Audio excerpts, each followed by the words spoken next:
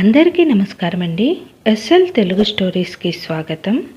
నేను చెప్పబోయే కథ ప్రేమ చెలగాటం, ఎపిసోడ్ నెంబర్ 41.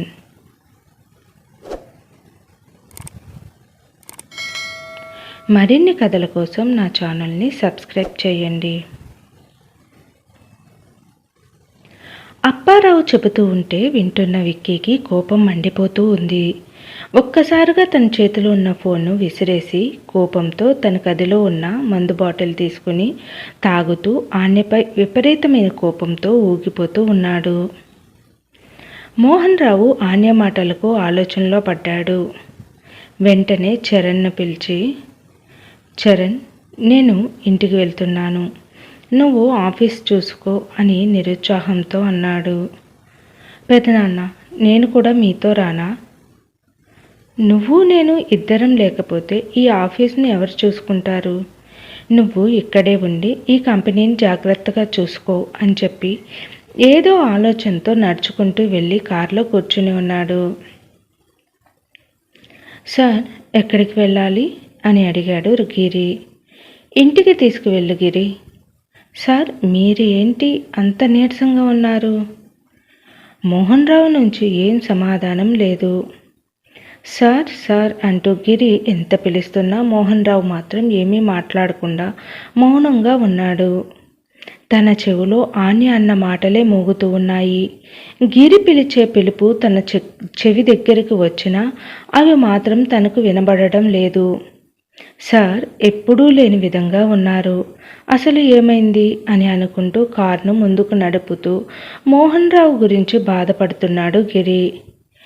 ఏదో పరధ్యానంలో ఉన్న మోహన్ రావు ఇంటికి చేరుకున్నాడు. సార్, మన ఇంటికి వచ్చేసాం అన్నాడు గిరి.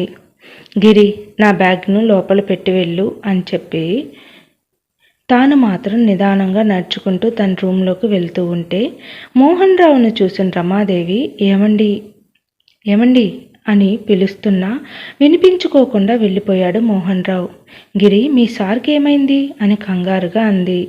ఏమో తెలియదు మేడం, ఆఫీస్ నుండి రావడమే అలా వచ్చారు, కారులో కూడా నాతో ఏమీ మాట్లాడకుండా మౌనంగానే వచ్చారు అని అన్నాడు గిరి. సరే, నువ్వు వెళ్ళు అని రమాదేవి అనగానే ఇక గిరి అక్కడి నుంచి వెళ్ళిపోయాడు. కాఫీ తీసుకుని మోహన్ రావు దగ్గరికి వెళ్ళి, ఇదిగోండి, ముందు కాఫీ తాగండి అంటూ మోహన్ రావుకు కాఫీ అందిస్తూ ఉంటే, వద్దు రమా, నాకు ఏమీ తాగాలని లేదు. అదే ఎందుకు అండి? నా తర్వాత మన కంపెనీ ఏమవుతుందోనని భయంగా ఉంది రమా. ఇప్పుడు మీకు ఆ అనుమానం ఎందుకు వచ్చింది? నేను ఎప్పుడూ విక్కీ గురించి ఆలోచించేవాడిని. వాడు ఎప్పటికైనా కంపెనీ బాధ్యతలు తీసుకుంటాడని, నేను వాళ్ళ తాతకి ఇచ్చిన మాటను వాడు కూడా నిలబెడతాడు అని అనుకున్నాను. కానీ వాడు మాత్రం కంపెనీ వైపు అసలు కన్నెత్తి కూడా చూడడు. ఎప్పుడు చూడు ఫ్రెండ్స్, క్లబ్లు, పబ్లు అంటూ తిరుగుతాడు. ఇంకా ఆ తాగుడు. అసలు వాడిని మనం ఎలా పెంచాము? ఒకవేళ నాకు ఏమైనా అయితే అప్పుడు మన కంపెనీని ఎవరు చూసుకుంటారు? ఆ కంపెనీ పునాదులు ఎత్తిన మీ నాన్నగారికి నేను ఇచ్చిన నా మాట నాతోనే అంతం అవుతుందా? నీ కొడుకు దాన్ని నిలబెట్టగలడా లేదా అని చాలా బాధతో, అధికమైన ఆలోచనల ఒత్తిడి, నీరసంతో, ఏదో తెలియని నిరుత్సాహంతో అన్నాడు మోహన్ రావు. మీరు అంతలా బాధపడాల్సింది ఏమీ లేదు. మన విక్కీ చాలా సమర్థుడు. మన కంపెనీ పేరును పెరిగేలాగానే చేస్తాడు. మీరు ఇవి ఏమీ ఆలోచించకుండా కొంచెం సేపు రెస్ట్ తీసుకోండి అని చెప్పి మోహన్ రావుని పడుకోబెట్టి అక్కడి నుంచి హాల్లోకి వెళ్ళింది. తన భర్త అన్న మాటలు రమాదేవికి కూడా ఆలోచనలు కలిగించాయి. నా తండ్రి స్థాపించిన ఆ కంపెనీ ఎప్పుడూ దేదీప్యమానంగా వెలుగొందుతూ ఉండాలని, అంటే విక్కీ మార్పు రావాలి అని అనుకుంది. తాను అనుకున్నదే తడువుగా విక్కీ దగ్గరికి వెళ్ళింది. ఆ టైంలో ఇక ఏది కాని వేళలో తాగుతూ తూగుతూ ఆన్యం తిడుతూ ఉన్నాడు విక్కీ.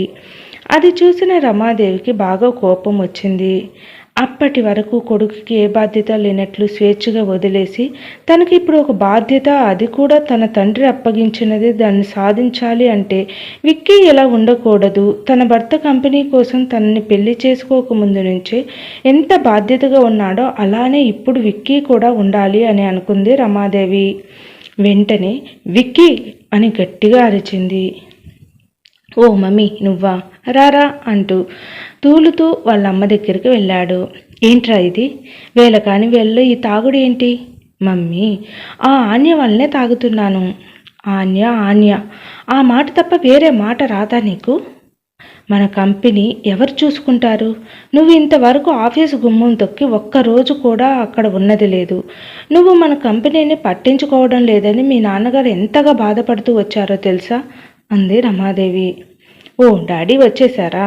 బాధపడుతున్నారా? పడని పడని, ఆ ఆన్యకు ఆఫీసులో ఉద్యోగం ఇచ్చారుగా, అందుకే ఇప్పుడు బాధపడుతూ ఉంటారు.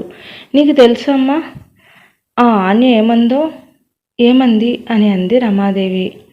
ఇక విక్కీ తాగిన మైకంలో తూలుతూ తడబడుతూ అప్పారావు తనకు చెప్పినదంతా చెప్పాడు.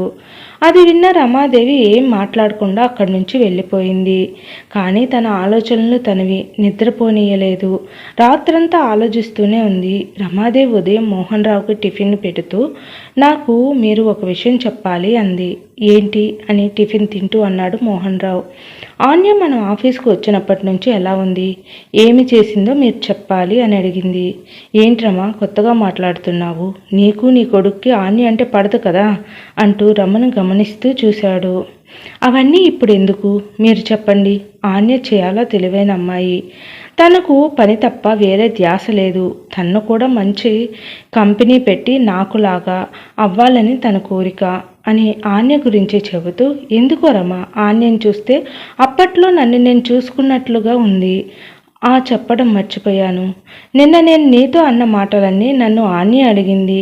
దాంతో నాకు కోపం వచ్చింది. అందుకే ఉద్యోగం నుంచి తనను తీసేశాను అని బాధతో అన్నాడు మోహన్ రావు. ఎందుకు తీసేశారు? తన అన్న మాటలను మీరు నాకు చెప్పడం వల్ల విక్కీ విషయంలో నేను ఎలా ఉన్నానో నాకు తెలిసింది అని అంది రమాదేవి. మోహన్ రావుకి ఏమీ అర్థం కాక, ఏం తెలిసింది రమా అని అన్నాడు. అవన్నీ తర్వాత చెప్తాను, కానీ మీరు ఇంతకు ముందు ఆ పిల్ల మీతో అన్నట్లుగా ఆ కొత్త ప్రాజెక్టును ఆన్యకు ఇంకా మన అబ్బాయి విక్కీకి కలిసి దాన్ని వాళ్ళకి అప్పగించండి అంది రమాదేవి. అది కుదరదు రమా. ఎందుకు అని అంది రమాదేవి. ఎందుకంటే వాడికి ఆన్య అంటే ఇష్టం ఉండదు. ఆమంటే వాడికి ద్వేషం.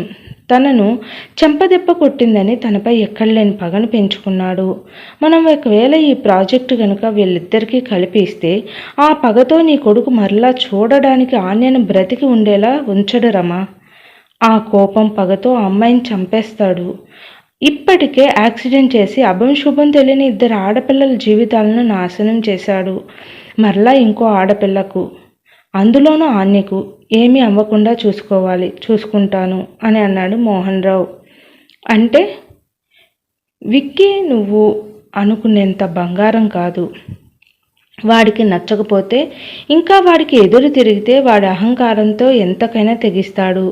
వాడి మీద నాకు ఎంతోమంది కంప్లైంట్ ఇస్తూనే ఉంటారు, కానీ నేను వాటిని ఎవరికీ తెలియకుండా మాఫీ చేయిస్తాను. అంతా వాడిపైన నువ్వు పెంచుకున్న ప్రేమ కోసమే అలా చేశాను. వాడు లేకపోతే నువ్వు ఉండలేవు కదా అని టిఫిన్ తినేసి అక్కడి నుంచి లేచి, ఇక నేను ఆఫీస్కి వెళ్ళొస్తాను రమా అని అక్కడి నుంచి కారులో కూర్చుని వెళ్తున్న మోహన్ రావుకు రమాదేవి గురించి ఒకటే ఆలోచనలు. రమలో ఈరోజు ఈ కొత్త మార్పు ఏమిటి, ఆన్య గురించి అడగడం ఏమిటి అని ఆలోచిస్తూ ఉంటే, సార్ మీకు నిన్న ఏమైంది, అంతలా నీరసంగా ఏదో ఆలోచనలతో ఉన్నారు అని అన్నాడు గిరి. ఏమీ లేదులే గిరి. సార్, ఆన్య మేడం మిమ్మల్ని ఆఫీసులో అన్న మాటలను ఆ అప్పారావు విని అందరికీ టమకా వేశాడు. ఇప్పుడు ఆఫీసులో అందరికీ ఇదే హాట్ టాపిక్గా ఉంది. ఇంకో విషయం ఏమిటంటే సార్, ఆన్య అన్న మాటలను అందరూ మెచ్చుకుంటున్నారు. ఆన్య అన్నది నిజమేగా, మన బాస్ తర్వాత ఎవరు బాస్? ఆ విక్కీ అయితే మాత్రం ఆన్య అన్నట్లుగానే కంపెనీ దివాలానే అని అనుకుంటూ ఉన్నారు సార్ అని అన్నాడు గిరి. మరి నువ్వేమని అనుకుంటున్నావు గిరి? సార్, ఇప్పుడు నేనేమనుకునేది ఎందుకు? పర్వాలేదు కానీ నిజం చెప్పు. నేనేమీ అనుకోనులే అన్నాడు మోహన్ రావు. సార్, నిజం చెప్పాలంటే ఆన్య అన్న మాటనే నేను కూడా సపోర్ట్ చేస్తున్నాను అని అన్నాడు గిరి. ఆన్య విషయంలో రమాదేవి ఏం చేస్తుంది? ఆన్య మీద పగతో రగిలిపోతున్న విక్కీ ఏం చేస్తాడు? ఇక ఇవన్నీ మనం తర్వాయి భాగంలో చూద్దాం. నా కథ నచ్చినట్లయితే దయచేసి సబ్స్క్రైబ్ చేసి లైక్ చేసి షేర్ చేయండి. Thank you.